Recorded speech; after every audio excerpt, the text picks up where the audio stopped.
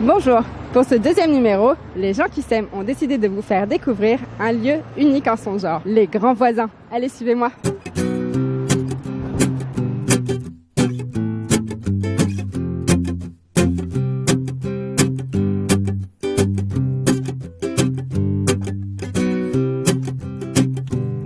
Alors, on rejoint tout de suite Florie, qui est chargée de communication de l'association Aurore, une des associations justement qui coordonne ce projet. Donc on est ici sur le site de l'ancien hôpital Saint-Vincent-de-Paul. Donc c'est un site qui fait 3,5 hectares. Et on a actuellement sur le site 6 centres d'hébergement. Donc c'est des centres d'hébergement de stabilisation et d'urgence. Donc ça représente à peu près 600 personnes qui sont hébergées ici sur le site. À côté de ça, nous avons aussi près de 140 structures qui développent leur activité professionnelle sur le site. Donc c'est des startups, des associations, des artistes, des artisans, c'est vraiment très varié. Ça représente environ 500 personnes. Donc en tout sur le site, il y a plus de 1000 personnes qui au quotidien vivent et travaillent. Et après, le site est aussi ouvert au public extérieur 5 jours par semaine, donc du mercredi au dimanche, ce qui fait qu'il y a vraiment tout type de population qui se mélange au quotidien de différents profils. Voilà. Et ça, c'est beau. Et c'est d'ailleurs une des particularités qu'on aime tant sur votre lieu. Qui est-ce qui est installé ici? Quelle société? Quelle personne? Le projet des Grands Voisins est coordonné par 3 associations. Donc l'association Aurore, qui lutte contre l'exclusion par l'accès à l'hébergement, aux soins et l'insertion professionnelle. Il y a l'association Plateau Urbain. Donc eux, de leur côté, ils ont notamment eu en charge la réhabilitation et de tous les espaces pour les structures qui développent leur activité professionnelle et aussi la sélection de ces structures. Et on a l'association Yes We Camp qui, eux, se sont chargés de créer des espaces de convivialité et d'échange, donc notamment sur les espaces extérieurs, la gestion de la lingerie, donc le café associatif du site, du camping qui était là cet été, et aussi toute la signalétique, la programmation culturelle. Donc en gros, les 3 associations apportent chacune quelque chose. C'est dingue, sur le lieu, vous proposez même des cours de yoga. J'ai vu qu'il y avait un endroit où on pouvait prendre de quoi jouer au badminton, il y a un terrain de basket, un terrain de foot, oui. C'est vraiment... c'est l'éclectisme complet. Oui, en fait c'est très varié aussi parce que donc les 140 structures qui sont là, donc elles contribuent aux charges, c'est-à-dire qu'elles ne payent pas un loyer, mais elles participent aux charges globales ou au coût global que coûte l'entretien de ce site de 3,5 hectares. Et donc il y a eu une sélection, on a eu plus de demandes que de places disponibles.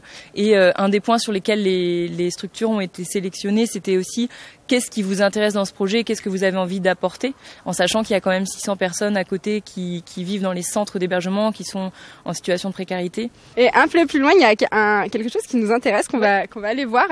C'est un troc shop. Alors nous, notre émission aujourd'hui, elle est justement sur le système monétaire. Donc ça nous intéresse parce que le troc, c'est quelque chose de particulier. Tu peux nous expliquer un peu le troc shop? Donc c'est un tout nouveau projet qu'on est en train de lancer. En fait, la boutique a été inaugurée la semaine dernière. Et donc le troc shop, c'est vraiment un moyen d'échanger un bien, un service, des compétences contre du temps ou un autre bien, un autre service, une autre compétence. Donc voilà, il y a une boutique avec déjà quelques vêtements, chaussures, objets.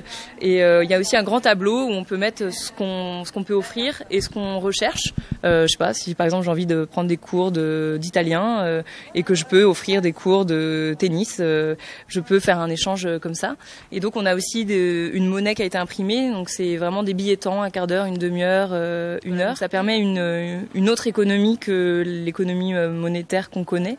Ça permet notamment à des personnes qui n'ont pas accès à cette économie-là. On pense par exemple aux personnes sans papier qui ne peuvent pas travailler et gagner des euros, de pouvoir quand même accéder à différentes choses ou services et proposer aussi les leurs en échange. Voilà. Merci. On est en plein dans la coopération, dans le vivre ensemble, dans le rire ensemble, dans vraiment tout ensemble, manger ensemble. Et c'est beau, bravo, merci pour la dévotion de toutes ces associations, de tous ces bénévoles, pour avoir créé un lieu aussi merveilleux. Tout de suite rejoindre mon invité qui est Gérard Fouché, qui va nous parler de la monnaie et du système monétaire et toute mon équipe. Et on y va tout de suite et on te remercie de nous accueillir sur ce lieu pour l'enregistrement de cette seconde émission. Merci à vous, à bientôt. Ciao, ciao.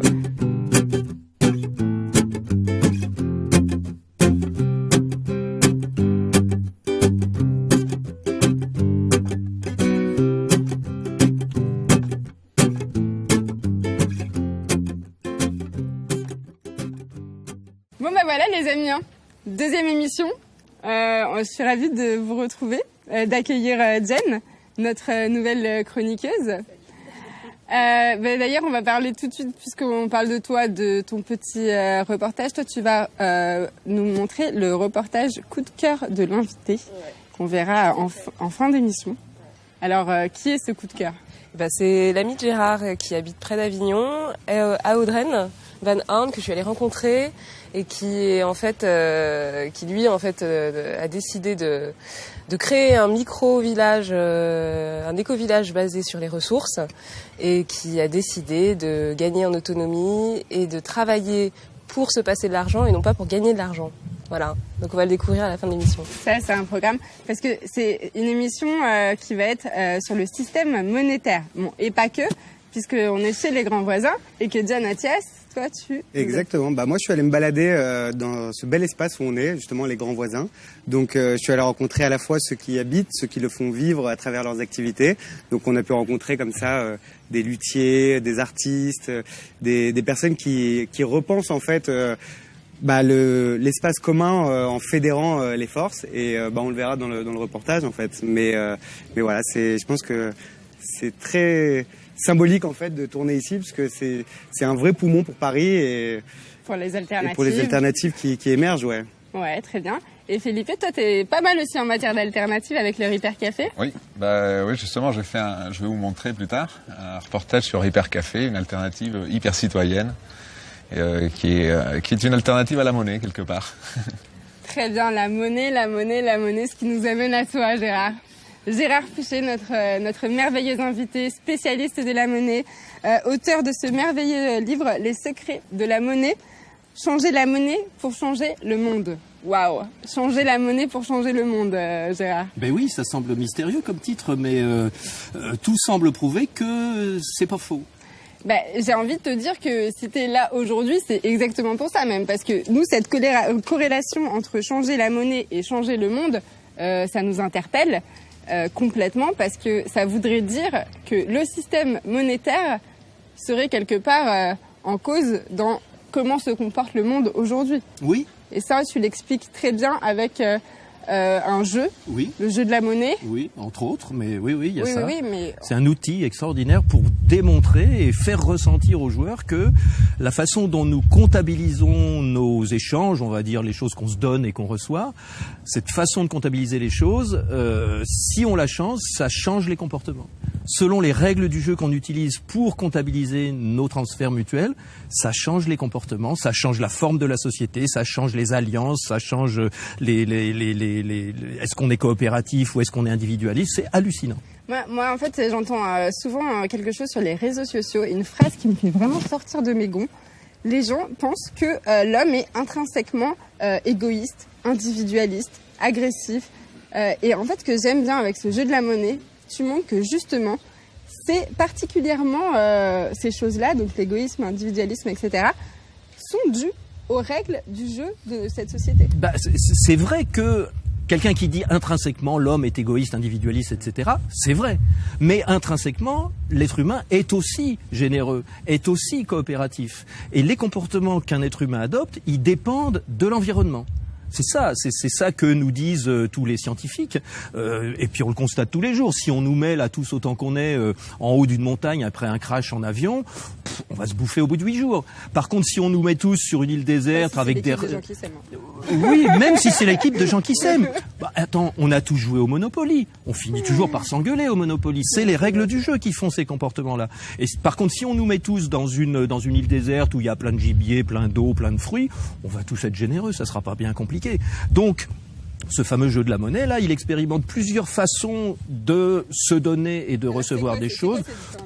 C'est un jeu tout bête où il suffit d'avoir un jeu de cartes et de faire des carrés.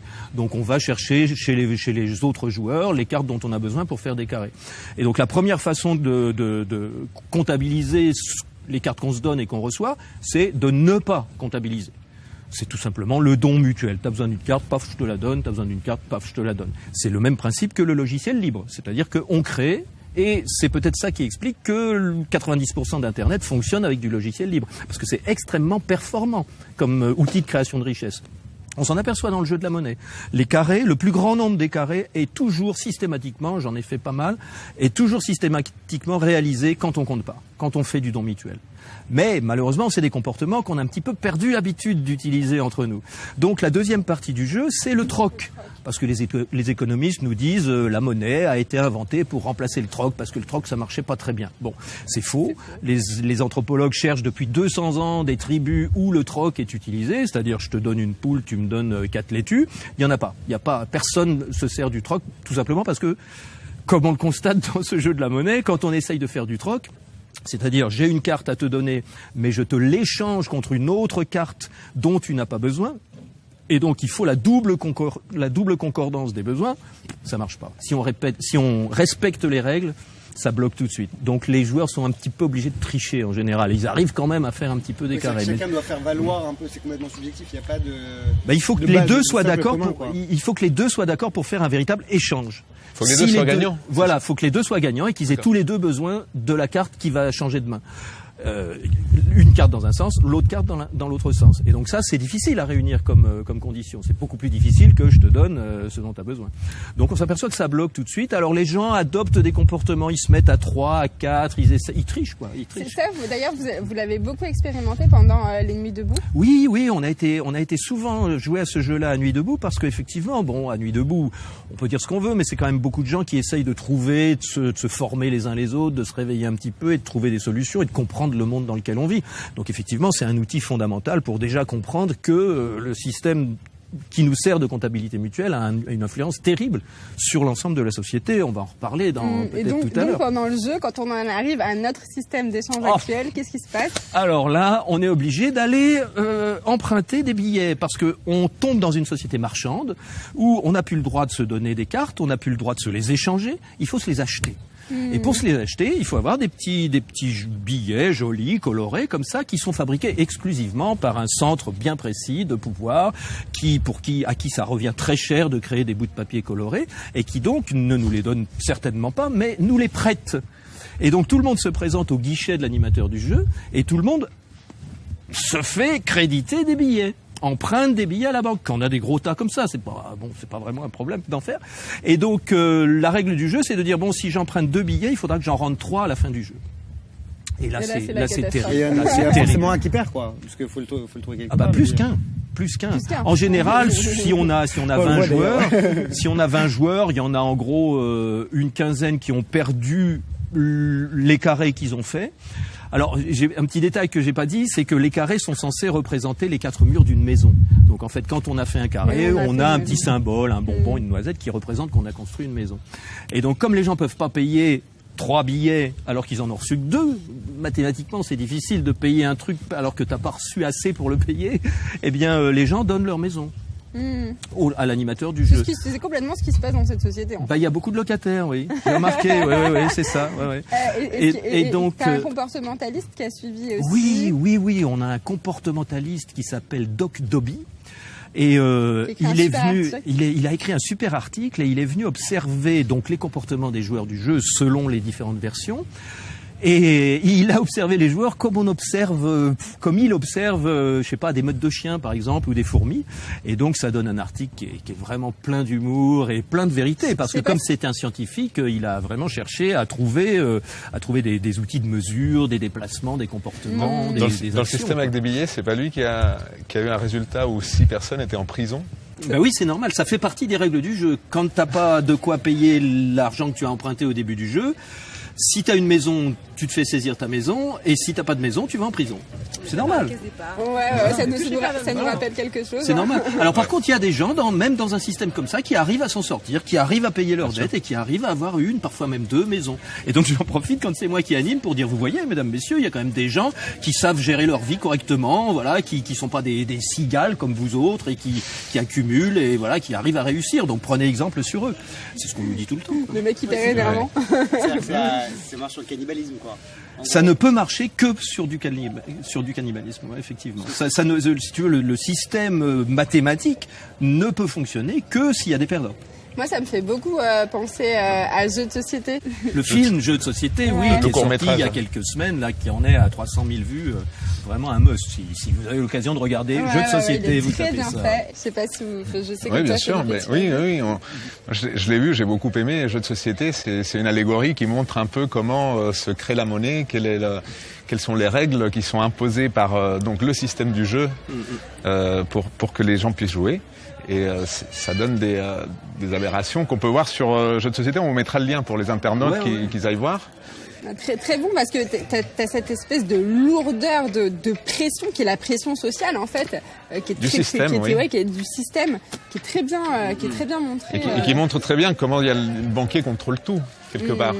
On va en reparler tout au long de l'émission, tout ça. La place de l'État par rapport au banquier, on comprend très bien que... À la fin, on voit quand même... C'est la famille. Ouais. Ce qui est intéressant sur Jeux de société, c'est qu'on a une ouverture sur quelles seraient les alternatives qu'on pourrait proposer à ce système très très solide, construit et pérenne, qu'ils ont mis en place comme le jeu du Monopoly quelque part. Oui, voilà, exactement. Alors c'est ça la quatrième partie, la quatrième version du jeu de la monnaie, c'est justement qu'on explore une des nombreuses alternatives qu'on peut utiliser pour échapper à ce système qui est complètement déséquilibré. Donc c'est tout simplement un système de dette crédit mutuel qui est équilibré puisque voilà, on enregistre simplement les échanges qu'on se fait, on les note sur un bout de papier et puis là c'est marrant parce qu'on s'aperçoit que les joueurs reprennent des comportements tout à fait détendus, il n'y a pas de pression, on pense pas à rembourser sa dette et on pense à construire des maisons, c'est quand même ça qui compte, c'est la richesse réelle qui compte. Bon, alors les solutions pour sortir de ce système, de ces règles, etc., on les verra par la suite dans l'émission. Avant, on va regarder un reportage que tu as fait, Philippe, sur le Hyper Café. Comme Hyper ça, Café. Allons-y, regardons-le et vous verrez. Ok, C'est très bien. Allez, regarde ça. Nous sommes à la Villette pour découvrir Hyper Café qui s'est installé à la Cité des Sciences. Donc on va découvrir ça, je vous amène au Carrefour numérique. Nous sommes à l'intérieur de la Cité des Sciences. C'est pas facile de trouver, mais je vais vous expliquer. Il faut passer juste tout droit, partir sur la gauche, descendre l'escalator, partir à gauche, avancer et encore à gauche. On va vous montrer ça parce que ça fait un peu compliqué. Donc là, c'est niveau 0. On doit aller au moins 1.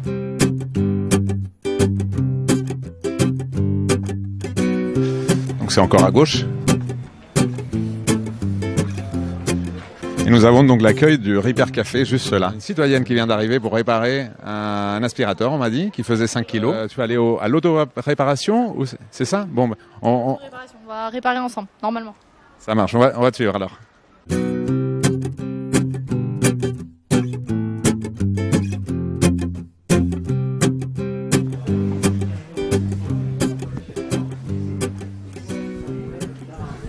Bon, vous voyez, ils sont tous très concentrés en train de réparer. On peut voir, il y a des aspirateurs, des téléviseurs, il y a un peu de tout. Approchons-nous de la table.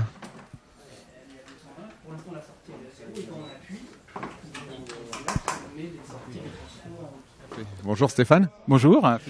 Donc, explique-nous comment ça fonctionne ici au Carrefour numérique à la Cité des Sciences. Qu'est-ce que vous attendez un peu pour les gens? Comment ça se passe?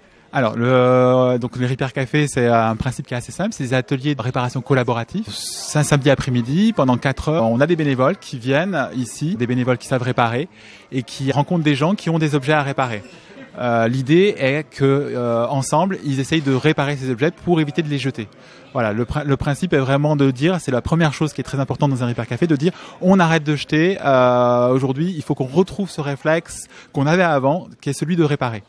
Donc ça, c'est une chose qui est importante. L'autre chose qui est aussi importante, c'est qu'on n'est pas un SAV. C'est-à-dire que les gens vont pas venir avec leur objet, déposer leur objet, repartir et revenir le chercher une fois qu'il est réparé.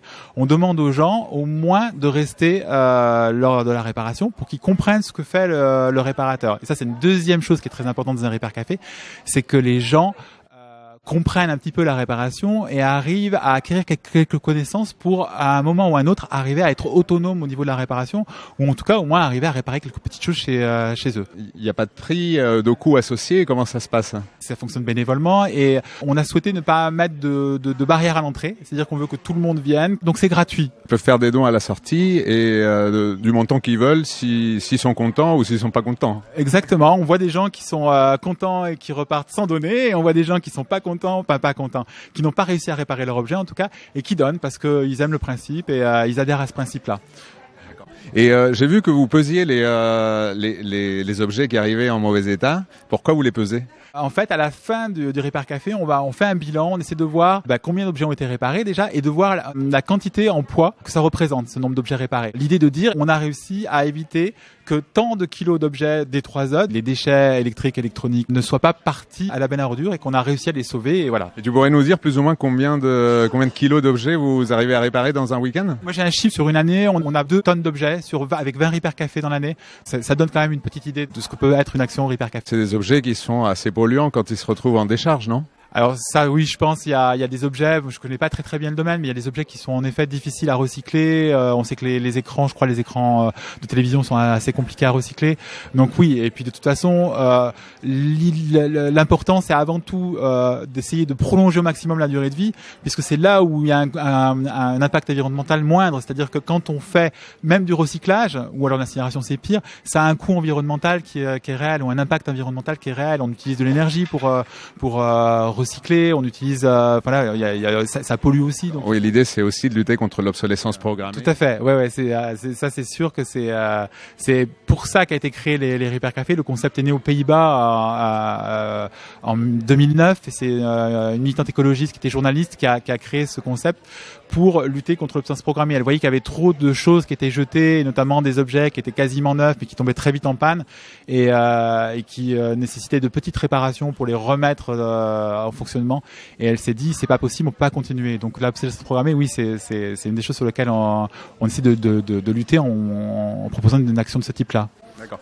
Et aujourd'hui, si j'ai bien compris, donc on a un atelier d'autoréparation qui fonctionne là, on a des experts réparateurs qui sont de l'autre côté en train de voir avec les gens, et on a aussi un Repair Café pour les enfants. On estime aussi qu'il faut sensibiliser dès le plus jeune âge les enfants au fait de pas jeter, de prendre soin de ses affaires, de ses objets pour justement prolonger leur durée de vie le maximum. Et donc on a créé un Repair Kit qui est plus des animations, donc ils apprennent à démonter, ils apprennent à coudre aussi, voilà. Et c'est l'idée de les sensibiliser très très tôt à cet esprit qu'on porte, aux valeurs qu'on a. Bon, ben c'est super. Mille merci Stéphane. On va aller faire un tour aux différents ateliers pour montrer à nos internautes et merci encore. Ouais, merci à toi. Allez. Donc là, nous sommes à l'étage, dans la bibliothèque de la Cité des Sciences. C'est le Repair Café des enfants. Donc derrière moi, vous pouvez voir, les enfants sont en train de démonter des objets pour essayer de comprendre comment ils fonctionnent, pour essayer d'apprendre comment ça se démonte, de garder les vis d'un côté et de pouvoir remonter derrière, on espère.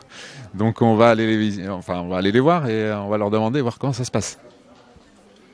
Salut Maxime, comment tu vas ? Bien. Là, l'idée, c'est de savoir ce qu'il y a à l'intérieur. Qu'est-ce que tu as découvert ? J'ai découvert qu'il y avait ça. Tu te rappelles comment ça s'appelle, ça ? C'est un circuit imprimé. Un circuit imprimé. Et tout à l'heure, tu me disais, ça ressemble à quoi ? Ça ressemble à une ville, en fait, ça. Ouais. On dirait des petits immeubles, des petites maisons avec des rues et tout ça. Oui, c'est vrai. Avec des usines. Avec peut-être des grosses usines au milieu, voilà. Ouais, ça manque de toit végétalisé là-dessus, hein ? Ah ouais, ça manque d'arbres et de Ah oui, plantes, je suis d'accord. Hein.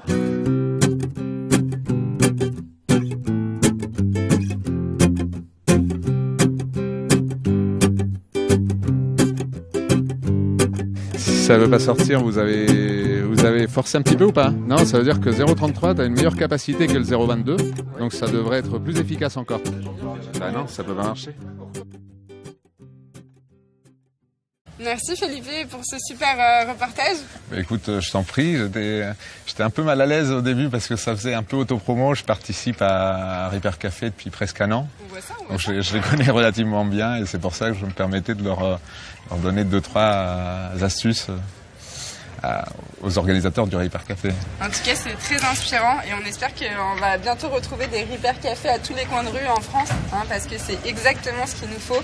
C'est exactement le genre d'initiative citoyenne, gratuite, instructive aussi, parce que du coup, c'est bien ce côté... Oui, justement, je voulais remercier aussi au passage David du Fab Lab et puis l'association Repair Café Paris qui nous a permis de faire ce reportage. Ils développent, maintenant ils sont installés régulièrement à la Cité des Sciences au Carrefour Numérique et ils font aussi des Repair Café ailleurs. Il y en a dans le 13e, dans le 20e, dans le 19e, etc. Donc on peut y aller, c'est gratuit. On doit y aller pour éviter justement de jeter ces appareils qui ne fonctionnent pas et continuer à polluer. Et surtout pour faire un pied de nez à l'obsolescence Absolument. programmée. Absolument. On connaît tous bien. Ouais. Non mais c'est hyper positif et c'est gratuit. Il y a le côté gratuité qui présente une vraie alternative pour tous les citoyens. Demain, ce week-end, vous pouvez aller à un Repair Café, vous serez bien accueillis et on va faire de notre mieux pour réparer vos objets. Et on peut tout réparer ? Pratiquement. Et après, si par exemple on m'a posé la question pour un vélo et tout ça, vaut mieux aller voir quelqu'un qui a des chambres à air, les rustines et compagnie, qui est spécialisé là-dedans. Mais on fait des téléviseurs, on fait des toasters, des aspirateurs, on fait un peu tout. Génial. Bon, on va revenir à la monnaie ? On y est, parce que du coup, c'est des comportements qui permettent justement d'avoir moins besoin de monnaie. Donc en fait, c'est dans cette direction-là qu'on essaye tous un petit peu d'aller. Alors la crise a un petit peu quelque chose de bien, en ce sens que justement, comme il y a moins de monnaie qui circule, du coup, on a envie d'utiliser des solutions comme ça, de moins consommer, de réparer, pourquoi pas, de faire un petit potager pour avoir moins besoin d'aller acheter au supermarché. Bon, il y a plein de solutions citoyennes comme ça qui, instinctivement, on se met à les adopter petit à petit, quoi. Qui amène à être plus autonome. Ça passe par là. Si on veut sortir d'un système où la monnaie est créée uniquement par l'endettement généralisé du monde entier, finalement. Justement, c'est un point qu'il faut absolument que tu nous expliques, parce que là, depuis tout à l'heure, on dit la monnaie, comme si tout le monde comprenait tout à la monnaie. Mais explique-nous justement comment se crée la monnaie. Pourquoi on nous parle de toute cette dette aussi Justement, il faut parler de la dette, parce que tout le monde croit que une banque, quand elle fait un crédit à quelqu'un, elle récolte des dépôts, elle prend de l'épargne à des gens qui sont des fourmis, qui ont bien travaillé, qui ont mis de l'argent de côté, et que ce sont ces dépôts-là que la banque prête à des gens qui sont des cigales, qui veulent de l'argent tout de suite. C'est pas comme ça que ça marche. C'est dans l'autre sens. Déjà, qui crée la monnaie ? Qui crée la monnaie. Et donc là, on a la relation entre la dette et la monnaie. Et donc, c'est un peu violent de dire ça comme ça, mais ce qui réveille le plus les gens d'un seul coup, c'est est-ce que tu sais d'où vient l'argent quand tu prends un crédit à la banque ? Et il y a beaucoup de gens maintenant qui connaissent la réponse, et la réponse c'est de nulle part. Alors c'est pas vraiment de nulle part, en ce sens que tu as bien signé une reconnaissance de dette pour avoir un crédit. Donc il y a quand même une dette justement qui correspond à ton crédit. Sauf que c'est pas un prêt, c'est pas la même chose. Un prêt, c'est quand on a quelque chose et qu'on le prête à quelqu'un. Voilà, si j'ai un vélo, je te prête mon vélo, j'ai plus de vélo, t'as un vélo. J'ai un vélo en moins, t'as un vélo en plus. Bon. Par contre, si je te fais un crédit parce que j'ai une entreprise privée, commerciale, qui s'appelle une banque... Parce que l'État a autorisé une entreprise privée. C'est compliqué, c'est des petits pas depuis des siècles et des siècles, mais bon aussi, en gros c'est ça. Donc si je suis une entreprise comme ça et que je te fais un crédit, eh bien, je rajoute sur ton compte le montant du crédit et je prends ta dette, ta reconnaissance de dette en échange. Et donc, cet argent-là, c'est de l'argent nouveau qui ne vient ni de l'épargne de quelqu'un, ni de mes fonds propres, ni de la création monétaire de la Banque centrale. C'est de l'argent nouveau qui arrive dans l'économie et qui te permet d'avoir un crédit. Et donc, qui est créé par moi avec mon stylo ou avec mon doigt sur un clavier. Et donc, ce système-là nous démontre que ce ne sont pas les dépôts qui permettent de faire des crédits, c'est exactement le contraire. C'est-à-dire, c'est parce que moi, entreprise commerciale, je crée du crédit à partir de ta dette, je te donne ce crédit, seulement quand tu vas dépenser ce crédit, tu vas le dépenser parce que voilà, tu as pris un crédit pour construire une maison, donc tu vas payer les artisans. Les artisans, en recevant ton chèque ou ton virement, ils vont déposer ce nouvel argent chez moi. Et donc, c'est ça qui va faire que j'ai des dépôts. Donc en réalité, et ça, vous pouvez dire ça à tous les économistes, ils vont dire oui, effectivement, c'est comme ça que ça marche. Tout le monde le sait, ils ajoutent en général. Et donc, ce ne sont pas les dépôts qui permettent de faire des crédits, c'est le contraire. Ce sont les crédits qui reviennent et qui créent les dépôts. C'est-à-dire que quand on pousse quelqu'un, on dit les Français ne consomment plus, il faut consommer, ils poussent les gens à créer de la monnaie en fait. Exactement. C'est tout à fait ça. La plupart de la création monétaire, elle est faite par les crédits. Pas seulement par les crédits des particuliers, aussi par les crédits que les banques accordent aux entreprises, par exemple. Bon, le crédit aux particuliers, c'est une création de monnaie. Le crédit aux entreprises, parce que les entreprises, elles ont besoin aussi de financement pour leurs besoins fonds de roulement, pour leurs investissements, etc. Donc pareil, quand une entreprise prend un crédit, c'est de la monnaie nouvelle qui arrive dans l'économie. Et en zone euro, les États sont dans la même situation. Les États n'ont plus la souveraineté de créer du crédit nouveau à taux zéro et de financer des projets démocratiques communs. Les États en zone euro sont obligés d'aller emprunter de l'argent pareil comme un particulier. Ça existe depuis 73, je crois. On en parle beaucoup sur Internet de cette loi. Il y a pas eu que la loi de 73. La loi de 73 a verrouillé un système qui a été reverrouillé par le traité de Lisbonne, qui a été reverrouillé par le traité de Maastricht. Enfin, dans c'est cool de l'expliquer d'ailleurs, ce changement. C'est un système très simple qui interdit aux États de l'Europe et entre autres à la France depuis les traités européens, qui interdit aux États de créer eux-mêmes leur monnaie. Et donc c'est un privilège régalien normalement de créer la monnaie. Privilège régalien, ça veut dire privilège du souverain. Au temps des rois, le roi avait 3 privilèges en tant que roi. Le premier privilège, c'était de rendre la justice, c'est-à-dire de faire la loi. Le deuxième privilège, c'était d'assurer la sécurité intérieure pour pas qu'il y ait de révolte avec la police, et extérieure avec l'armée pour nous protéger contre les autres souverains qui auraient essayé de nous envahir. Et le troisième privilège régalien, qui est en fait le premier, c'est la création de la monnaie. Parce que si t'as pas la création de la monnaie, tu peux pas payer les juges pour rendre la justice, tu peux pas payer la police et l'armée pour faire la sécurité. Et c'est là que tu comprends que dans la société, c'est malheureusement la monnaie qui dirige notre société, notre monde. Exactement. Si c'est plus nous qui créons cette monnaie, et si c'est une société privée, tu te rends compte que c'est plus nous qui dirigeons notre pays. C'est difficile. Voilà, c'est difficile. J'aime bien l'image de la semeuse que tu emploies. Ah oui. Tu peux nous raconter la semeuse. La semeuse, c'est une figure, un tableau en fait, qui figurait sur les pièces d'1 franc, qui figure encore sur les pièces de 10 centimes d'euros, hein, et sur certains timbres aussi peut-être. Encore maintenant. Et donc la semeuse, c'est une belle grande dame avec les cheveux dans le vent, qui a son sac de graines et qui sème sur un champ les graines qui vont pousser. Et donc la semeuse, l'allégorie de la semeuse, c'est le pays, c'est la France. Et donc la semeuse, la France, sème les graines sur le territoire français qui vont permettre de créer de la richesse et de voir pousser des beaux projets, des belles choses. Oui, parce que la monnaie, c'est une graine. La monnaie, c'est une graine, parce que, écoutez bien, parce que ça, c'est vraiment le fondement de notre démocratie. Celui qui crée la monnaie, si c'est le souverain ou si c'est le roi, c'est lui qui décide de ce qu'il va faire construire. Et c'est lui qui décide de ce qu'il va pas faire construire. Voilà, quel projet va émerger. En ce moment, comme le dit très bien un économiste qui s'appelle Gaël Giraud, un des économistes actuels qui vraiment a très bien analysé les phénomènes monétaires, il nous dit en ce moment, le souverain, c'est le secteur bancaire. Et alors, ce qui est hallucinant, c'est que c'est pas les banquiers qui sont responsables, ils sont comme nous, ils sont englués dans un système qui fonctionne comme ça.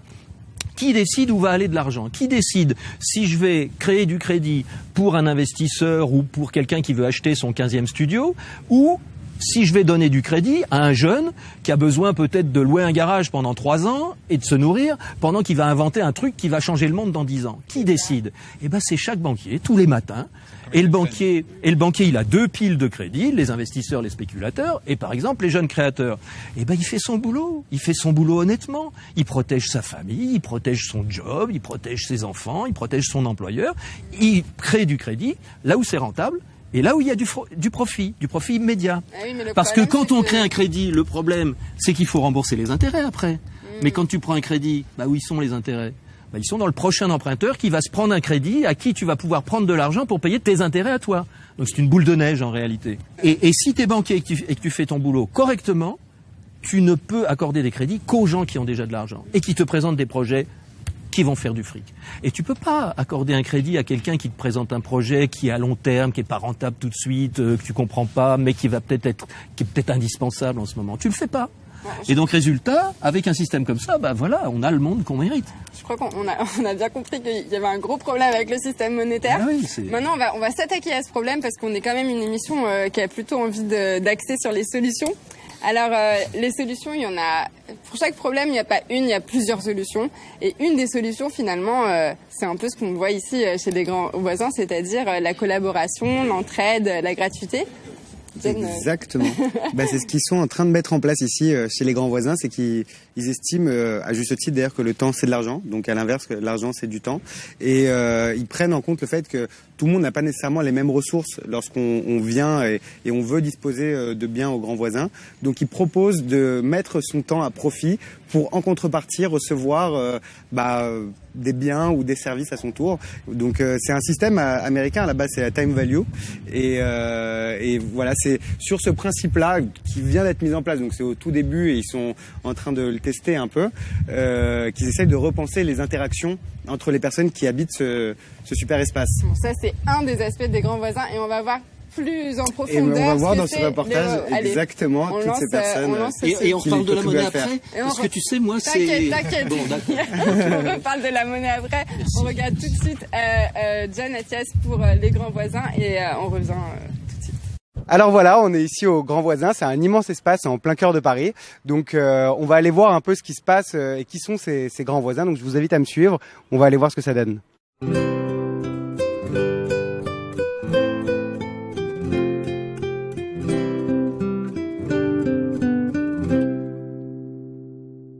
En tout cas, l'espace est magnifique, donc j'imagine que les gens qui y sont aussi.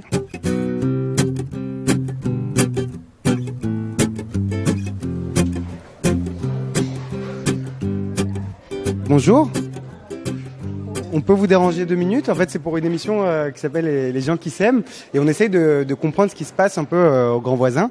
Donc là, je vois par exemple on peut troquer à la lingerie troc certaines choses, mais je vous avoue que je sais pas exactement comment ça marche. L'idée, c'était de créer une monnaie virtuelle sur le site qui puisse intéresser aussi les résidents qui peuvent pas travailler, donc pas gagner d'argent. Voilà. Donc en fait, tout le monde peut s'impliquer et la monnaie est indexée sur le temps qu'on va attribuer à chaque chose. Je t'avoue que moi, j'ai jamais vu des cafés où on pouvait troquer, enfin, le temps contre certaines denrées. Et j'aimerais savoir ce que ça donne en fait, finalement, cette utopie réalisée. Surtout les résidents, il y a 600 personnes hébergées ici, donc elles puissent aussi trouver leur place et se sentir intégrées au projet. Voilà, là par exemple, il y a une distribution de repas, ça c'est la conciergerie qui s'en occupe. On a des salariés sur un dispositif premières heures. Donc l'objectif, c'est de les ramener progressivement à l'emploi. Bravo, en tout cas, chapeau, parce que c'est une super initiative pour chacun d'entre nous. Je pense que c'est cool d'avoir un peu d'espoir, et donc merci infiniment. On va aller regarder où est-ce qu'on peut aller. Donc il y a des gens qui se régalent des bons produits locaux préparés de maison. Et nous, on va aller voir des assos, des sociétés, voir ce qui se trame un peu derrière ce grand espace. Magnifique. Ah, c'est superbe. Tu peux nous expliquer un peu ton expérience ? Moi, je suis arrivé en janvier ici, fin décembre, janvier. Et du coup, il a fallu installer l'atelier. Ça fait 10 mois et en 10 mois, ça fait beaucoup de rencontres. Et qu'est-ce qui t'a motivé pour le rejoindre justement, ce projet des grands voisins ? Déjà l'espace, le fait que tout le monde soit ensemble.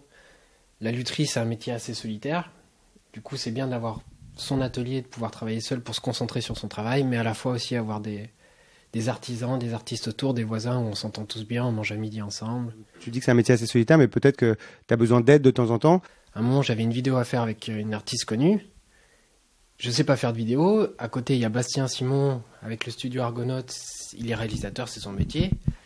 Alice, à côté, elle a fait le graphisme. Il y a Christopher qui a prêté du matériel de photo. Et du coup, hop, ça fait une super vidéo qui a été faite assez rapidement, qu'en entraide. Et en échange, moi, j'ai réparé des chaises en bois pour Christopher. J'aide Bastien à mettre en place sa structure associative. Il y a plein d'échanges qui se créent sans passer par le Troc Shop. Après, on passera par le Troc Shop, mais simplement par entraide. Ce qui se passait dans les villages et ce qui se passe toujours dans les villages tout le temps, quoi. Et là, en fait, c'est comme si c'était un petit village dans Paris. Le fait qu'on se voit souvent, ça permet de s'entraider plus facilement. On peut te retrouver sur Internet ? J'ai un site Internet, Adrien Collet Luthier, il y a tout ce que je fais. CO2LET. Ok, super. Merci beaucoup.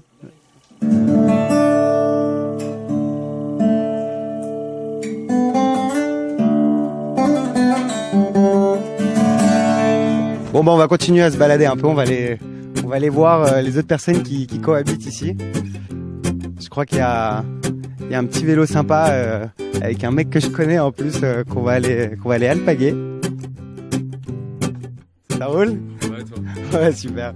Bah écoute, on voit ton vélo posé ici. D'ailleurs, un vélo qui ressemble pas exactement aux autres. J'imagine qu'il a son utilité. Donc, tu vas peut-être nous expliquer un peu. Ouais, de ouf. Carton plein, donc. On est une association. On fait bosser des gens d'insertion, principalement. Et on a 2 activités. La première, c'est la collecte de cartons réemployés. Donc, on achète chez les particuliers, les commerçants. Et après, qu'on revend, donc. Et la deuxième activité, c'est le déménagement à vélo. Il y a des grosses remorques et des vélos. Et pareil, on déménage les particuliers et les pros. Comment toi, ça t'est venu l'idée de rejoindre les grands voisins?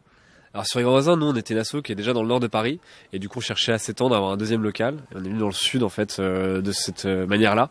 Et du coup on est arrivé ici en mai 2015, donc il y a plus d'1 an maintenant. On était parmi les 3 premières assos sur le site. Du coup il y avait juste rien. Mais nous à notre échelle sur la rue Pasteur, donc là on se situe, on a mis en place un potager avec les voisins au bout. Nous on a aménagé notre garage, notre atelier parce qu'il y avait rien du tout. Donc on a posé des poutres, on a rendu ça un peu plus sympa. Et après on crée des activités autres, c'est-à-dire qu'on fait des animations, on invite nos bénévoles, on essaie de créer un peu de la vie aussi et des événements. Humainement, ça doit apporter une vraie richesse d'être dans un espace comme celui-ci, ça doit être stimulant. Ouais, clairement. D'une part, les rencontres, c'est-à-dire qu'il y a vachement plus de gens, il y a une densité de personnes hyper forte sur un petit périmètre, qui viennent de plein d'horizons différents. Donc, que ce soit les entrepreneurs, les résidents, les passants. Donc, ça fait vraiment tout un mélange de gens qui s'intéressent au projet, qui le font vivre, qui le développent. Et c'est hyper enrichissant de se dire que tu vas toquer à la porte à côté, t'as besoin de quelque chose, tu l'as à portée de main, tu peux rendre un service. Enfin, voilà, tu crées vraiment une communauté, c'est un petit village, quoi. Et par exemple, pour toi, ça a donné quoi, justement, ces coups de main dont tu avais besoin? Moi, en matière de déménagement à vélo, on bosse avec plusieurs structures sur le site, notamment Caroline de Mama Petula, on fait ses livraisons, avec la ressourcerie également. On collecte pas mal de cartons sur le site, c'est-à-dire on gère ces déchets-là. T'as un site internet d'ailleurs où on peut te retrouver si on a besoin d'un déménagement, quel qu'il soit, pour que tu le fasses? Carrément, alors c'est cartonplein.org et on a Facebook, Twitter, Instagram, ces trucs-là. Merci Adrien, c'est cool. À une prochaine. Ciao. Bon, nous on va continuer un peu notre chemin. Bonjour. On peut se permettre de vous déranger pendant 2 minutes? Ouais, en fait on fait une émission qui s'appelle Les gens qui s'aiment et on aimerait savoir ce que vous faites vous ici en fait au Grand Voisin. Moi j'ai connu les Grands Voisins par Julia et on fait une petite pause café avant de retourner en cours. D'accord, ok. En fait vous faites pas partie des Grands Voisins directement? J'habite à côté et j'en avais entendu parler toute l'année, etc. Et il y a 3 semaines, je suis venue pour la première fois. Et une fois qu'on vient une fois, on est totalement addict, quoi. Donc, non, c'est quand même un coin de paradis dans Paris. C'est hyper sympa. Enfin, je suis venue hier, je reviens aujourd'hui. Voilà, il fait beau, on profite, quoi. Et pourquoi on est addict? Ça vous évoque quoi en fait un projet comme celui-ci en plein cœur de Paris? De l'espoir. De l'espoir, juste on se dit que tout n'est pas perdu et que même si on est à Paris, dans une société hyper individualiste, etc., il y a encore des beaux projets comme celui-ci, que on croit à l'entraide. Ouais, il y a beaucoup de partage en fait ici, et c'est ça qui est apaisant un peu. Enfin, il y a à 500 mètres, on est dans le métro, il y a personne qui nous parle, personne qui voilà, et puis là, on est au soleil, on n'entend pas les voitures, on est tranquille, quoi. Et ça vous donne envie peut-être de vous impliquer également dans les assos et les projets qu'il y a ici? Ouais, carrément. Ouais, justement, nous en fait, on a créé avec des potes un petit groupe en fait de recherche de consommation alternative dans Paris. Et du coup, c'est dans ce cadre-là qu'on a décidé de venir aux Grands Voisins pour voir ce qui s'y faisait, pour s'inspirer, voir si on pouvait faire des projets, etc. Faut juste croire à ces projets et si on s'organise un minimum et qu'on est plusieurs, qu'on arrive à faire corps tous ensemble, on peut monter plein de choses. Cool, quoi. Ouais, génial, merci beaucoup et bon thé ou café, je sais pas. C'était le café, ouais, ok, super. Merci beaucoup. J'ai rencontré Maël en fait, qui est le premier artiste qui est arrivé au Grand Voisin. Donc, si tu veux bien, on va aller voir un peu ton atelier pour que tu nous montres ce que tu fais et en même temps que tu nous racontes aussi ton aventure ici au Grand Voisin. Belle histoire. Belle histoire. Viens, on peut commencer à la raconter peut-être. Oui. Moi, je suis venu ici, en fait, disons les ailes brûlées.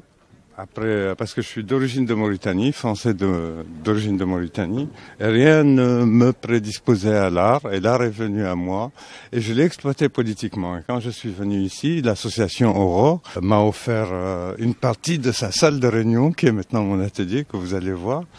Et donc à partir d'ici, j'ai pu faire des expos à l'UNESCO dans tous les arrondissements de Paris et s'aimer plein d'idées et s'aimer plein d'idées partout. Quand on voit un projet aussi beau et aussi riche que celui-ci, c'est qu'on a qu'une envie en fait, c'est qu'il y en ait d'autres qui émergent et qui fleurissent un peu partout dans la ville, quoi. Le truc, c'est que en fait, mine de rien, quand je vois les expressions de Madame le maire, de Monsieur le député, des gens du 14, en tout cas qui sont proches de nous et qui viennent ici, c'est une idée merveilleuse pour eux. Ils ont envie de se l'approprier étatiquement parlant, parce qu'il y a urgence quelque part.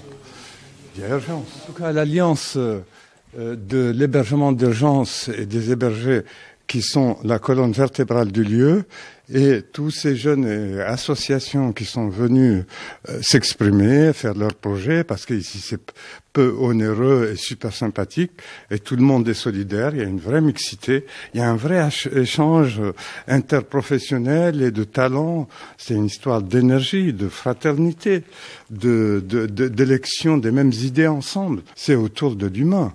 Il y a une petite économie, éco-économie qui se met en place. Les hébergés en profitent petit à petit. J'ai pu m'exprimer via la peinture et ici, avec Bastien Simon, qui est réalisateur, Studio Argonautes, on fait tous les mois un film, un documentaire sur la vie du lieu. Lui, il m'a fait confiance, on s'est rencontrés, il m'a prêté une caméra le mois d'août, et voilà, pomme, le 8e épisode a eu du succès, et là, on est en train de l'envoyer dans un festival, il y a une télé qui veut le diffuser, c'est de Nirvana. Merci beaucoup en tout cas, Maël, merci pour tout, merci de nous avoir invités dans ton atelier, dans ton chez toi, de nous avoir ouvert tes portes. J'espère que vous aurez appris des choses comme nous, c'est-à-dire qu'il est possible de réinventer les choses tous ensemble, de mutualiser, de fusionner un peu toutes nos connaissances pour recréer un nouveau modèle comme ce qui se passe chez les grands voisins. Très bientôt pour de nouveaux reportages. Salut. Super John, merci pour ce reportage inspirant. Ouais, c'est surtout un cadeau que je me suis fait en fait en le faisant ce reportage, parce que j'ai appris plein de trucs et rencontré des gens géniaux. Voilà, ça donne envie aussi de s'investir ici. L'utopie concrète, tu vois, on est là, waouh, c'est trop bien, tout le monde vit ensemble, tout le monde s'entraide, tout le monde se dit bonjour aussi. Ouais, je sais pas si t'as remarqué, si vous avez remarqué. Et ouais, c'est ça, c'est que tout le monde quand t'arrives là, t'es plus dans Paris en fait. T'es dans un petit village, tout le monde se connaît, tout le monde se parle, tout le monde s'entraide. Ouais, c'est très humain. Ouais, ça fait du bien. Ça fait du bien. Alors les Parisiens, si vous cherchez un peu d'humanité, on est dans le 14e. Venez aux grands voisins ou créez bien sûr, parce votre que, espace. Ouais, malheureusement, comme on vit à Paris, on a beaucoup de projets qui sont à Paris. On adorerait bientôt on arrive dans toute la France, mais c'est vrai que ça fait du bien dans une grande ville un projet comme ça. Maintenant, on va enchaîner après cette belle solution oui, c'est sur génial. tes solutions. Donc, justement, ça fait partie des solutions. Mais des projets comme ça, il y en a beaucoup dans le monde entier. Il y a plein d'éco-villages partout. Il y a les colibris là qui font une formation en ce moment pour faire des oasis sur le même principe. Et on constate, quand on voit ça, que en fait, notre envie profonde et pourquoi on se sent mal dans la société marchande, pourquoi on se sent mal à utiliser de la monnaie comme ça, c'est parce qu'on manque de ça. On manque de ce lien, on manque de cette communauté, on manque de cette amitié entre voisins. Et là, on s'aperçoit que si on commence à se rendre des services les uns les autres, à se faire des dons mutuels, il n'y a pas besoin d'être à la campagne, on peut le faire ici. Là, il y a peut-être des projets de potager. Il y aura trop de tomates cerises, par exemple. Donc tout le monde aura des tomates cerises gratuites. L'abondance, elle est là. Et ça, dès qu'on commence à comprendre que la vraie vie humaine profonde qu'on regrette tous, c'est la vie de communauté, d'entraide, etc., il n'y a plus besoin de monnaie. C'est fini, puisqu'il y a trop pour tout le monde. Donc, à quoi bon compter après? Eux, en fait, ce qu'ils font, c'est qu'ils ont créé leur propre monnaie. Et en France, il y en a pas mal. C'est un phénomène qui émerge. Paris veut créer sa monnaie locale aussi. Il y en a une à Montreuil. Enfin, il y en a beaucoup qui se disséminent et qui se réapproprient ce pouvoir-là. On a besoin de béquilles. On sort de, en gros, presque 3000 ans de domestication, d'exploitation, d'extorsion par un système qui fonctionne mal. Enfin, qui fonctionne très bien pour ceux qui en profitent, mais maintenant qui fonctionne plus du tout. Même ceux qui en profitent s'en sortent pas. Ils se retrouvent dans des ghettos à se protéger des gens qui veulent leur voler des choses. Donc, ça marche plus. En plus, évidemment, comme on est dans un système de monnaie exponentielle, il faut que la réalité soit exponentielle aussi. Parce qu'évidemment, on comprend vite qu'on peut pas faire 3-4% de croissance par an indéfiniment sur une planète où il n'y a plus rien à piller. Et Et tout ce qu'on essaye de monétiser actuellement, tout le reste, donc la solution, nos loisirs, ce etc. serait une baisse de la consommation, par exemple. Évidemment, ça passe par, je dirais, par des comportements consommateurs différents. Par une façon de comprendre qu'en fait la rareté elle est créée artificiellement parce qu'on a tout le temps besoin de piller, de trouver des nouvelles choses. Alors que si on arrête d'utiliser un système de compte mutuel où il y a tout le temps besoin de trouver et de piller des nouvelles choses, on se retrouve avec un système équilibré, avec un système normal. Par exemple, avec un système où on note simplement, facilement ce qu'on s'est donné, ce qu'on a reçu. C'est une partie des solutions, par exemple. Et donc, comme les monnaies locales, ce sont des béquilles qui vont petit à petit nous permettre de réapprendre qu'on peut se passer d'un système de compte bancaire, par exemple, évidemment, qu'on peut passer par des systèmes de comptabilité mutuelle plus simples, moins prédateurs, plus locaux, plus localisés. Donc on a moins besoin de monnaie, on peut créer des monnaies locales. Bon, les monnaies locales, maintenant, elles sont encadrées par la loi. Il faut les acheter avec des euros. Donc, ça résout pas le problème de la monnaie dette de l'euro créée par la Banque centrale en endettant tout le monde. Ça, peut-être, tu peux en dire un mot. Mais bon, quand même, ça fait réfléchir les gens. Ça permet de comprendre que c'est des sujets dont il faut parler. Absolument. Il faut se réapproprier la monnaie. Voilà, qu'il faut se réapproprier. Il faut se réapproprier ce système. La monnaie d'échange. locale est un bon outil pour apprendre, pour comprendre, pour découvrir comment ça se fait. Voilà. Après, c'est vrai que quand c'est changé officiellement par l'euro, en aller comme au retour, c'est simplement un papier différent. Voilà. Donc parce que le principe de la monnaie locale, c'est qu'il n'y ait pas de fuite de capital, c'est-à-dire que tout reste dans un circuit, justement. Oui, ça c'est vrai. Mais si tu veux, ce qui est très intéressant, c'est que ça permet aux gens de réfléchir, de se former, d'essayer de comprendre ce que c'est que la monnaie. Pourquoi pas d'en créer une adossée sur de l'euro pour voir ce que ça fait. Bon, après, on peut imaginer d'autres systèmes où on serait pas obligé d'acheter ces nouveaux billets avec des euros. Par exemple, où une municipalité émettrait ces nouveaux billets et les accepterait en paiement d'une partie des impôts. Ça circulerait et ça serait pas de la monnaie d'endettement. On serait pas obligé d'en rendre plus que ce qui a été créé. Bon, il y a des progrès à faire, mais je peux te dire qu'il y a des milliers de gens dans le monde en ce moment qui réfléchissent à tout ça et qui sont en train de créer des systèmes nettement supérieurs. Savoir que tu as par exemple des monnaies alternatives, mais qui ne sont pas forcément des alternatives à la monnaie. Quand on parle du Bitcoin, par exemple, c'est une monnaie alternative à l'euro. Elle n'est pas forcément liée ou directement liée à l'euro, mais ce n'est pas non plus une solution pour le monde ou pour notre société, parce que ça répond à peu près aux mêmes règles de création monétaire, au même type de règles. Ce n'est pas la même règle, mais c'est au même type de règles. Donc ça produit les mêmes comportements après auprès des gens. Aujourd'hui, la vraie alternative, la première que je vois, c'est la gratuité. Vraiment la gratuité, comme vous voyez sur Hypercafé, comme vous voyez ici, ou quand vous plantez une graine. C'est comme si vous imprimez votre propre argent, tout simplement. Vous avez vos aliments qui poussent. Tu crées de la valeur. On crée de la valeur. Et justement, dans la tête des gens, c'est un peu dissocié. C'est un peu associé la création de valeur et la création monétaire. Or, c'est totalement dissocié. Créer de la valeur et créer de la monnaie. On le voit bien à la fin du jeu de la monnaie où il y a des gens qui ont réussi à sauver une petite maison et puis il y en a d'autres, ils ont plein de billets. À la fin de leur jeu, ils disent qu'est-ce que je fais de mes billets? Je leur dis rien. Ça sert à rien, tu vois, si t'as pas de maison. Oui, ça se mange pas, ouais, c'est rigolo. Et donc après il y a 36 000 autres solutions. Alors, il y a une solution qui est intéressante, c'est de dire peut-être qu'on va conserver le système de monnaie, voilà, on s'oblige à avoir des comptes, etc. Mais le gros problème des monnaies locales et même d'autres systèmes, c'est qu'il y a toujours un centre qui émet la monnaie. Et donc il y a toujours une énorme inégalité entre ceux qui créent le moyen de paiement et qui donc peuvent acheter tout ce qu'ils veulent juste en tapant des chiffres ou en imprimant des billets, et tous les autres qui sont obligés de travailler. Il y a un petit mime qui circule en ce moment sur Internet. Oui, voilà. Il y a un petit mime qui circule en ce moment sur Internet qui dit il y a deux catégories d'humains, ceux qui créent la monnaie et ceux qui creusent. Toi, tu creuses. Et c'est ça. C'est exactement ça. Donc, pour résoudre ce problème-là, il y a une solution, par exemple, qui pourrait être intéressante et qui est en ce moment au niveau institutionnel, qui a le vent en poupe en ce moment au niveau institutionnel, en Suisse, en Allemagne, en Belgique, en Angleterre. Enfin, il y a 22 pays maintenant dans un groupement qui s'appelle un mouvement pour une réforme monétaire, mouvement international. Et donc, une des réformes qui en ce moment vraiment commence à monter et qui va venir dans les médias, c'est l'idée d'arrêter de nous faire créer la monnaie en allant prendre des crédits dans les banques et en s'obligeant à en rendre toujours plus, et de dire à une banque centrale, par exemple, bah attendez, on sait combien de monnaie il nous faut. Il en faut juste assez pour pas faire d'inflation, juste assez pour financer les nouveaux projets qu'on voudrait financer, et Dieu sait s'il y en a. Et ben on va créer cette quantité de monnaie-là, et on va donner la même part à tout le monde. Libre à chacun d'en faire ce qu'il veut. La mettre de côté, la dépenser, ou même s'associer à 10, à 100, à 1000 pour faire des projets communs. Et là, on verrait ce que c'est que la démocratie. Là, on n'aurait même plus besoin de voter, à la limite. Parce que s'il y a un grand site de crowdfunding où on dit « Ah tiens, il y a un projet, regarde, c'est pour faire une guerre pour un pays pauvre. Non, moi, ça m'intéresse pas trop, je vais pas donner mon crédit pour ça.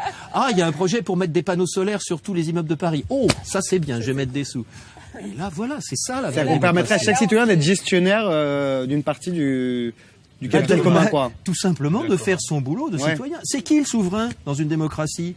C'est pas le roi, c'est pas la banque, c'est pas l'État, c'est chaque citoyen. Donc voilà, on donne la souveraineté à chaque citoyen. Je sais pas si on a déjà été en démocratie, en tout cas on y est pas trop. Là on pourrait, là c'est un outil indispensable. Si on n'a pas le moyen de financer ce qu'on veut et de refuser de financer ce qu'on veut pas, ça sert à rien de voter, puisqu'on va voter pour faire des trucs, on n'aura jamais les moyens de les financer. Donc voilà, il faut aller vers l'autonomie, vers la collaboration, vers tous ces jolis mots. Ouais, tous ces jolis mots.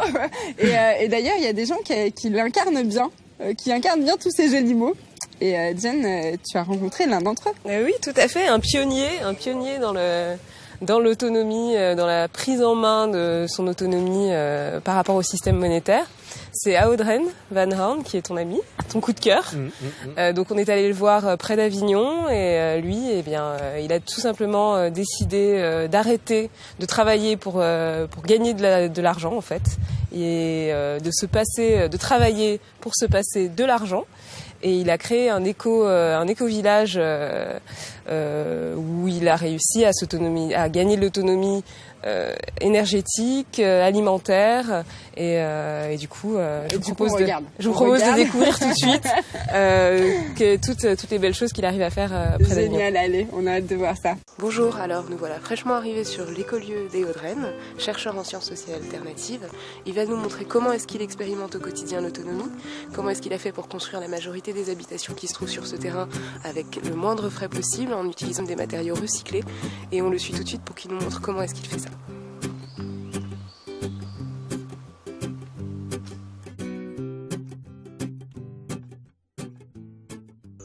Vaincu la rareté depuis au moins le début de l'ère industrielle, et c'est largement probant aujourd'hui avec tout ce qu'on gaspille, tout ce qu'on jette. Donc tout ce qui a été fabriqué ici, ça a été fabriqué avec ce qui est considéré comme des déchets par cette société. J'ai fabriqué des maisons, j'ai fabriqué des véhicules, je me nourris de déchets également, on appelle ça du friganisme. Tu vas nous montrer tout ça alors, je te suis. C'est parti. Voilà. Je sais pas si tu veux voir l'intérieur.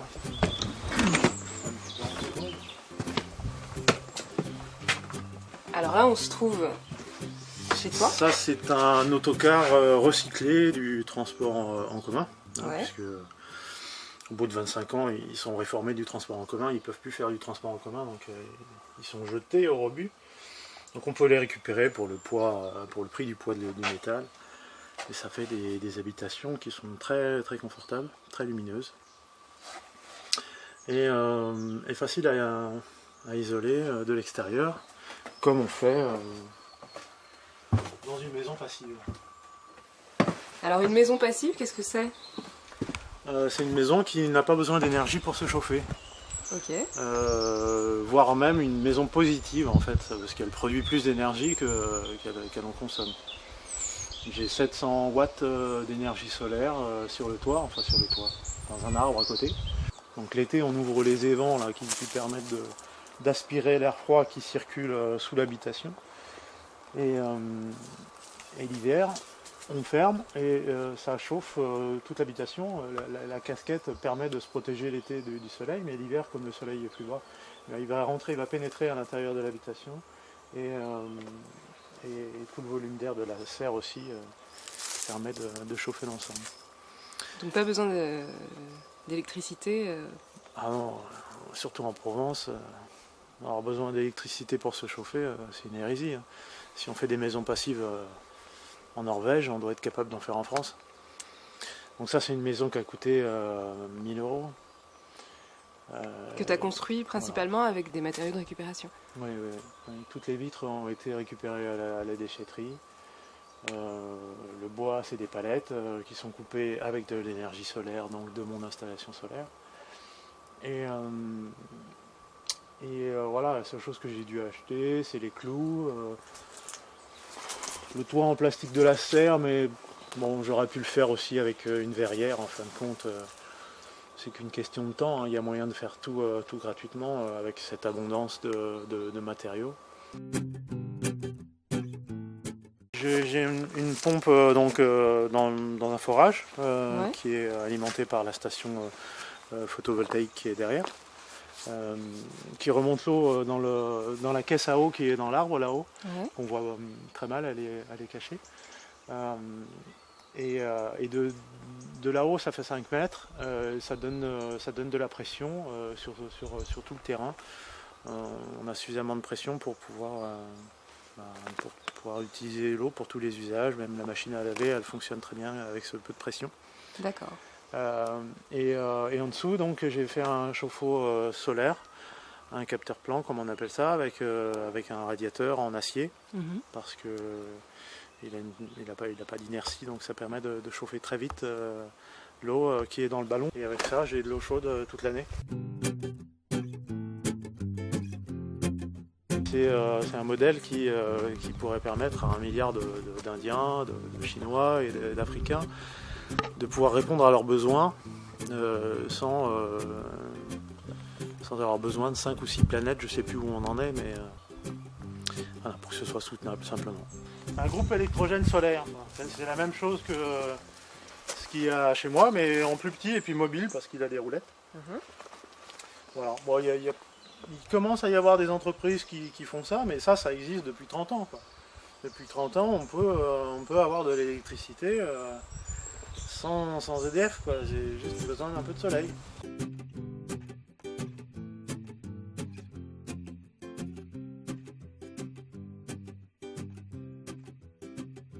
C'est un bac qui fonctionne par évaporation. L'été dernier, il était déjà suffisant comme taille pour fonctionner par évaporation. L'hiver, il n'est pas suffisant, donc c'est pour ça qu'on a creusé autour pour pouvoir l'étendre afin qu'il fonctionne par évaporation, qu'il n'y ait aucun rejet mesurable qui puisse polluer la nappe phréatique. Et chaque sortie d'eau sur le terrain a son système de phytoépuration. Okay. Plutôt que d'en faire un gros énorme qui finirait forcément par saturer, hein, ça c'est un peu l'inverse de ce que nous apprend la nature. Hein. Les systèmes d'énergie centralisés polluants, les systèmes de filtration centralisés polluants qu'on voit dans la civilisation humaine, ils sont inefficaces parce que parce qu'ils sont trop gros, quoi. C'est la diversité et la petitesse des choses qui fait l'efficacité.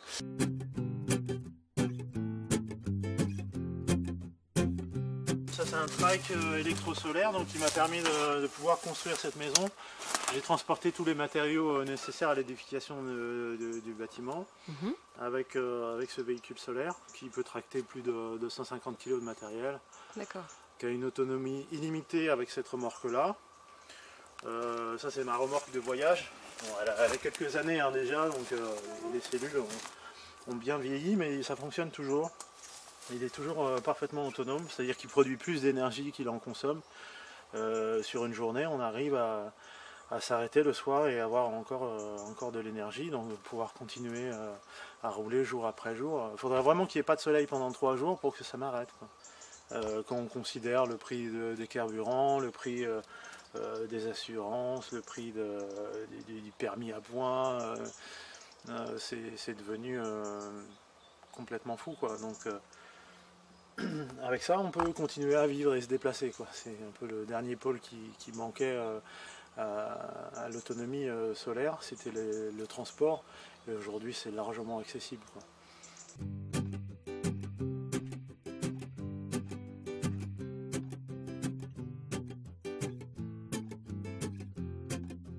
Je t'invite à participer. En fait, c'est le principe d'une voiture à pédale, tu vois, c'est que tu peux participer à la motricité, même si tu fumes.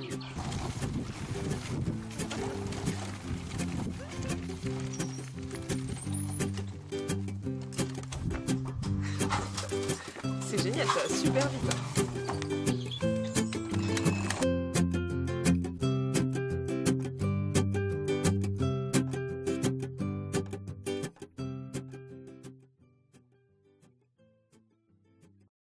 Bah merci Jen pour ce super reportage. Disons que là on y est là on est dedans. Ouais. C'est-à-dire qu'on avait fait un petit pas avec les grands voisins, là on a plongé dans l'autonomie. Ouais. C'est absolument nécessaire en fait. Si on veut sortir du système monétaire, il faut que chaque individu se réapproprie en fait sa nourriture, sa façon de produire des aliments, se réapproprie sa façon de construire sa maison, s'autonomise au maximum de ce système en fait, pour pouvoir arriver à un système qui est viable. Et ce qui est intéressant, c'est que les gens peuvent sortir petit à petit. Ils sont pas obligés de devenir autonomes radicalement et se couper du monde. Oui. C'est-à-dire qu'ils peuvent commencer avec des petites actions. Je reviens au Repair Café toujours, des petites actions gratuites, de la revalorisation des déchets, et petit à petit, ils commencent à s'affranchir du système monétaire finalement. Oui. Alors ce qui est génial, c'est que c'est ce qui est en train de se passer maintenant là, sous nos yeux. On s'en rend pas compte parce qu'on est vraiment dans le train, mais il y a plein de gens en ce moment. Moi, je vais souvent en Bretagne, par exemple. Il y a plein de gens qui avaient de la pelouse et qui commencent à faire un potager. Il y a plein de gens qui ont des poules. Si le marchand de poules du marché d'Auray, il vide son camion tous les samedis. C'est hallucinant, tous les lundis. Et donc, c'est phénoménal parce que tout le monde, j'ai l'impression, à son niveau, à son rythme, prend conscience qu'il y a un grave problème dans l'économie, dans la finance en général, que ça crée des disparités immenses.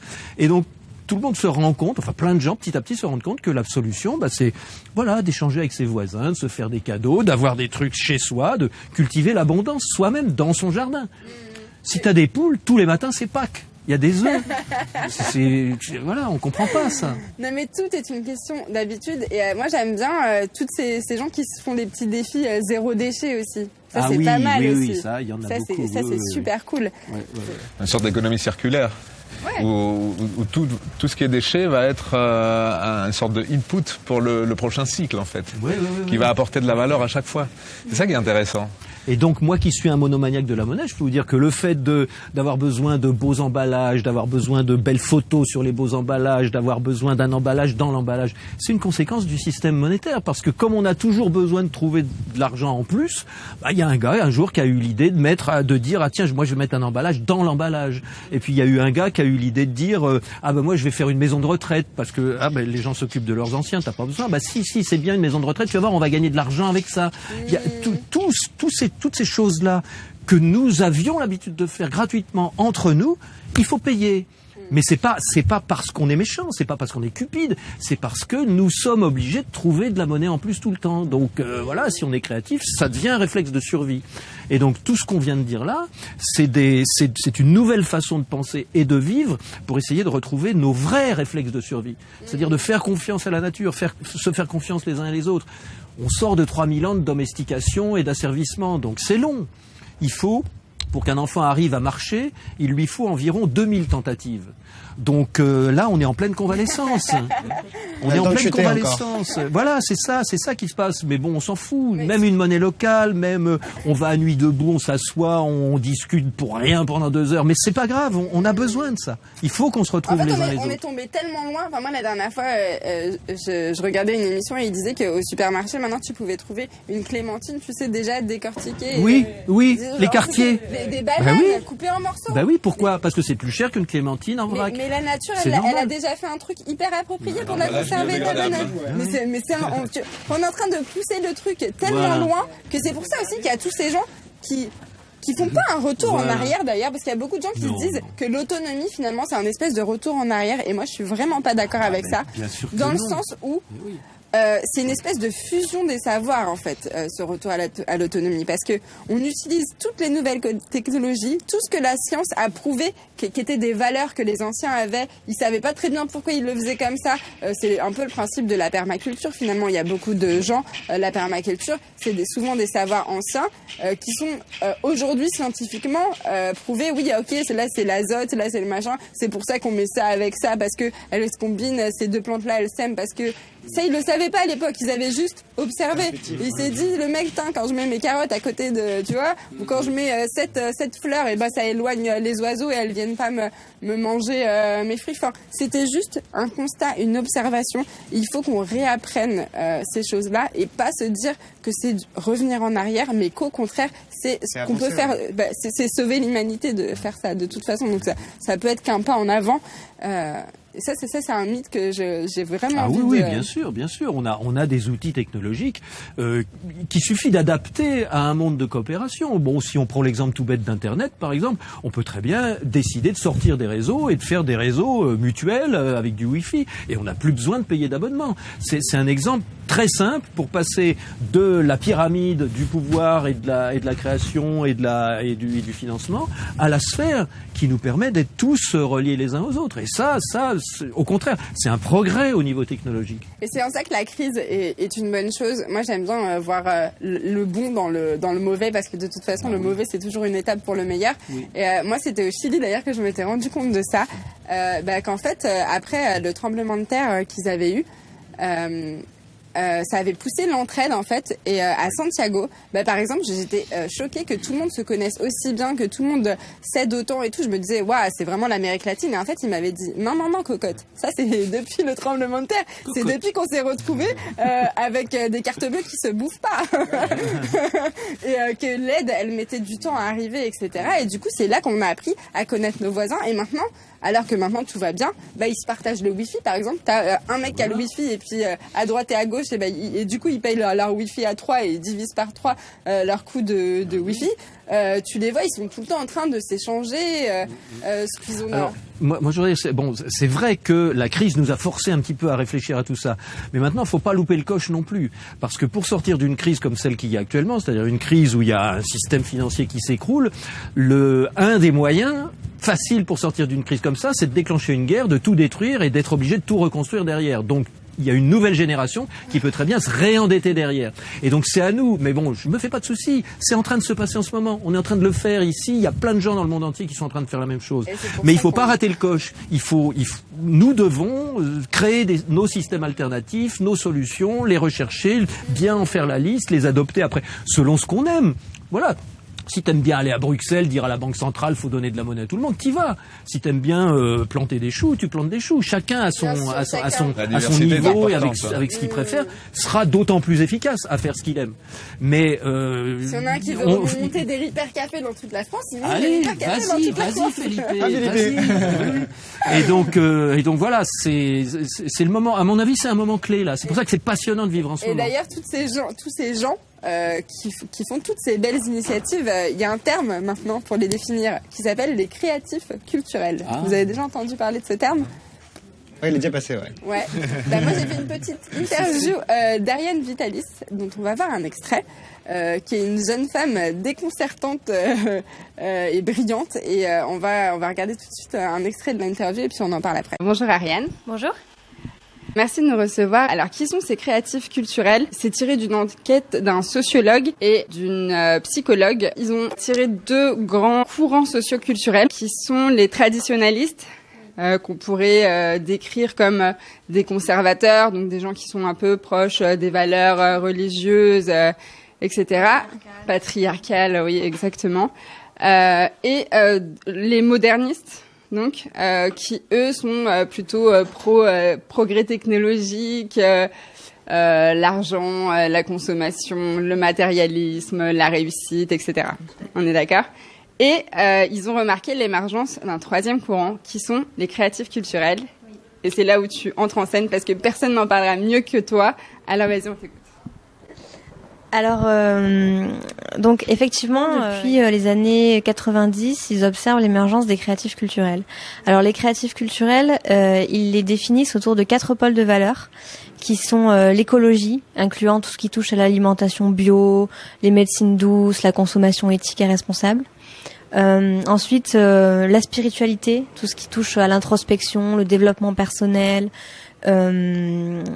l'épanouissement personnel. Et ensuite, un troisième pôle qui est tout ce qui est les valeurs féminines, ce qu'on appelle les valeurs féminines, c'est-à-dire tout ce qui touche à l'écoute, la compassion, la bienveillance. Et enfin, l'implication sociale, c'est-à-dire le fait de s'engager, mettre en place des initiatives locales, participatives, citoyennes. Voilà. Alors en 2007, on a une autre enquête qui paraît en France, qui est menée par les éditions Yves Michel et l'Association pour la biodiversité culturelle. Et là, ils ajoutent 2 autres pôles de valeurs qui sont l'être sur le paraître et l'avoir, et l'ouverture sur le monde, la volonté de l'ouverture multiculturelle. Voilà. Donc ça, c'est un petit peu les 6 pôles qui définissent les créatifs culturels. Ce qu'on remarque aussi, c'est que ce qui est intéressant de voir, c'est que c'est des personnes qui ont une vision globale, systémique des différentes crises. C'est-à-dire que ils se représentent pas les crises de façon déconnectée, c'est-à-dire on aurait d'un côté la crise du sens, d'un côté la crise écologique, la crise économique. Enfin, ils se représentent pas ces crises-là de façon séparée. Au contraire, ils se les représentent de façon intégrale, holistique, globale. Et c'est pour ça qu'on se rend compte que la réponse aujourd'hui à cette crise du système, c'est un nouveau paradigme. Voilà.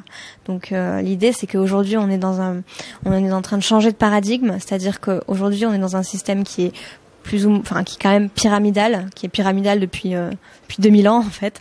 C'est-à-dire faut se représenter une pyramide avec justement des rapports de pouvoir, avec une hiérarchie. Avec en haut, on pourrait voir à l'époque prémoderne, c'était Dieu finalement. Aujourd'hui, ce serait plutôt le rationalisme, la technoscience, voilà. Et juste au-dessous, on aurait l'économie en fait. Et justement, aujourd'hui, on passe dans un modèle en fait qui serait latéral. Il faut s'imaginer un cercle en fait, une sorte de cercle horizontal, latéral, où justement on a des relations de coopération, avec toute une dynamique en réseau aussi, où les gens sont connectés en réseau. Je pense qu'il y a plein de gens qui sont des créatifs culturels, qui nous regardent et qui ne le savent pas encore, ou qui n'ont pas forcément le courage en fait de se l'avouer, parce que ça veut dire aussi penser différemment de la majorité, parce que d'ailleurs ça représente quel pourcentage de gens en France par exemple, les créatifs culturels? Je crois que c'est écrit dans le livre mais je me souviens plus. Aujourd'hui on doit être à 25-30% à peu près partout dans le monde, je dirais. Et en France aussi, on doit être dans les 25% à peu près, voire 30%. Voilà, et moi je pense que si on rajoute tous ceux qui ne savent pas qu'ils le sont, on commence on va bientôt être la majorité. Hein. Donc voilà. Oui, je le disais, c'est brillant. Moi, j'ai adoré. Ça se lit hyper facilement. Et j'ai découvert que tu avais 24 ans en retournant le livre. Et c'est vraiment impressionnant. Et je pense que comme foi dans l'avenir de l'humanité, on peut pas faire mieux. Une jeune fille comme toi qui écrit quelque chose d'aussi brillant, d'aussi inspirant. Du coup, la suite du projet, c'est une plateforme que je vais te laisser décrire parce que tu vas le faire parfaitement. Alors, donc voilà, le livre est sorti en mai. Là, en ce moment, je prépare un projet d'entrepreneuriat social qui s'appelle Un monde réenchanté. Alors l'idée, c'est de faire un tour du monde à la rencontre des créatifs culturels, donc de projets qui sont alternatifs, solidaires, culturels, écolos, etc., etc. En fait, l'idée, c'est d'identifier leurs besoins à la fois humains et financiers pour leur apporter des financements grâce à des mécènes, mais aussi des volontaires qui vont venir sur le terrain pour à la fois découvrir un projet d'économie sociale et solidaire et à la fois se découvrir eux-mêmes. Ariane Vitaliste qui propose de réenchanter le monde et ça nous plaît bien et on espère que ça va vous plaire aussi. Donc voilà, les créatifs culturels, nouvelle conscience, émergence d'une nouvelle conscience. Beau reportage. Alors qu'est-ce que ça vous inspire, Gérard ? Moi, j'ai retenu surtout le côté spiritualité, parce que bon, c'est un peu compliqué en ce moment pour nous avec les religions, etc. Mais en fait, la spiritualité, ça a rien à voir avec la religion. C'est simplement retrouver la connexion qu'on a perdue entre nous, avec la nature, avec le ciel, avec les végétaux, avec les animaux. Et ça, je crois que s'il y a tellement de gens en souffrance dans nos sociétés modernes, occidentales, c'est parce qu'on a complètement perdu ça. On a perdu ça parce qu'on est obligé de se vendre et de s'acheter des trucs et de toujours chercher à faire le plus de profit possible, etc. Mais ça casse la relation.